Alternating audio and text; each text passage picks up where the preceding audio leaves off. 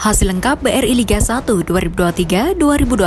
Persib Bandung harus puas bermain imbang 0-0 melawan Bali United pada laga pekan ke-6 BRI Liga 1 2023-2024 Kamis 3 Agustus 2023 malam waktu Indonesia Barat. Adapun Persita Tangerang dipaksa menyerah 0-1 dari Bayangkara FC. Sementara itu juara bertahan PSM Makassar juga harus kalah atas tamunya Persik Kediri dengan skor 1-2. Hasil ini untuk sementara membuat Bali United dan Persita menempati posisi puncak dan runner-up klasmen sementara BRI Liga 1 dengan perolehan 10 poin. Selain itu, ada juga Madura dan Dewa United yang menempati posisi 3 dan 4 dengan perolehan poinnya sama yaitu 10. Sementara itu Persib masih tertahan di posisi 10 klasmen dengan 7 poin. Disusul Persik Kediri di posisi ke-12 dengan poin yang sama. Sedangkan PSM Makassar masih menempati posisi 6 dengan 8 poin. Adapun Bayangkara FC masih tertahan di zona degradasi dengan perolehan 4 poin. Komdis PSSI denda Persija dan Persebaya 25 juta rupiah buntut bonek di SUGBK.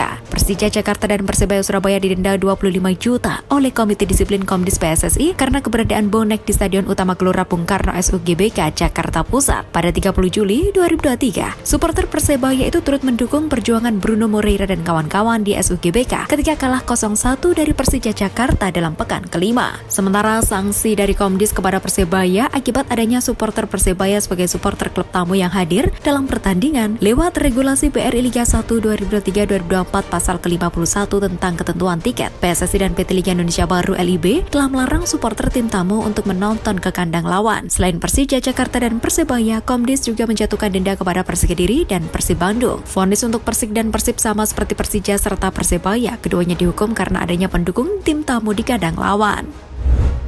Ivar Jenner main 19 menit lawan Bolonya. Penggawa timnas Indonesia Ivar Jenner kembali dimainkan dalam pertandingan pramusim FC Utrecht. Jenner diturunkan di babak kedua saat Utrecht dikalahkan Bolonya 2-1 di Kompleks Olahraga Zodenbal, Rabu 2 Agustus 2023 malam waktu Indonesia Barat. Pelatih Michael Silverborn menurunkan kekuatan utama menghadapi klub Serie A Italia tersebut. Zidane Iqbal menjalani laga pertamanya bersama Utrecht sejak diboyong dari Manchester United. Iqbal kemudian digantikan Jenner pada menit ke-71. Dalam pertandingan ini, Utrecht sempat mengungguli tamunya pada menit ke-56 lewat tendangan Anthony Descote. Namun, gol Joshua Zirkzee berhasil menyamakan kedudukan di menit ke-76.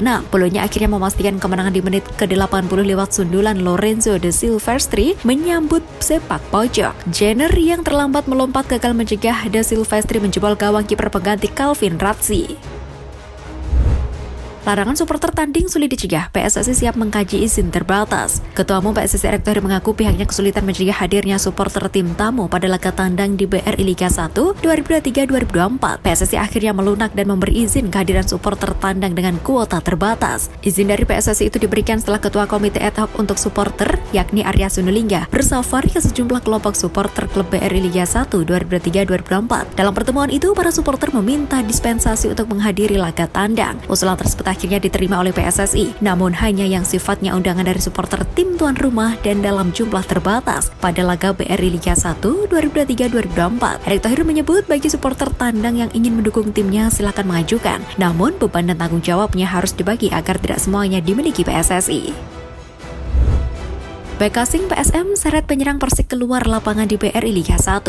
Viral di media sosial, bek PSM Makassar Yuran Fernandes tengah menyeret keluar lapangan penyerang Persik Kediri Muhammad Kanafi di BRI Liga 1 2023-2024. Peristiwa itu bermula ketika Kanafi mengejar bola hasil umpan dari pemain Persik ke kotak penalti PSM Makassar pada menit ke-90+4. Ketika itu PSM sedang tertinggal 1-2 dari Persik dalam pekan ke-6 di Stadion Gelora B.J. Habibie Parepare pada Kamis 3 Agustus 2023 sore waktu Indonesia Barat. Kiper PSM Makassar Muhammad Ardiansyah lebih cepat daripada Kanafi dan mampu mengamankan bola tersebut. Namun kaki dari Ardiansyah turut menyenggol kaki Kanafi yang membuatnya terjatuh. Pemain berusia 25 tahun itu mengerang kesakitan. Dua pemain PSM Makassar Yuran Fernandes dan Yance Sayuri tiba-tiba mendekati Kanafi. Keduanya menyeret pemain asli Kediri itu keluar lapangan. Yuran dan Yakub diduga tidak ingin waktu terbuang karena Kanafi tergeletak di dalam lapangan.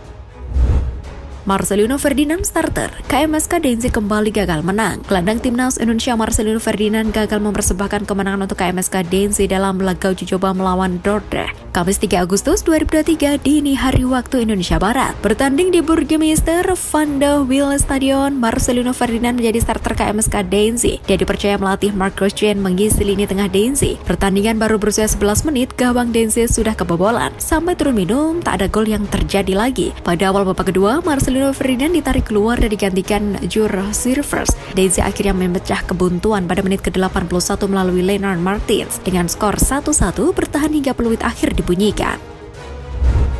Media Korea Selatan bocorkan penyebab Park Hang-seo tolak tawaran Persib. Media Korea Selatan Chosun membocorkan penyebab Park Hang-seo tolak tawaran Persib Bandung yang fantastis. Media negeri Ginseng ini menilai ex-pelatih timnas Vietnam tersebut menolak tawaran Maung Bandung karena ingin fokus membina akademi sepak bola di Vietnam. Sekedar diketahui, Park Hang-seo sempat dikait-kaitkan akan menjadi pelatih Persib Bandung setelah Luis Mia mundur dari jabatannya. Bahkan menurut laporan media Vietnam dan Viet, beberapa waktu lalu Park Hang-seo mendapat tawaran dari pihak Maung Bandung.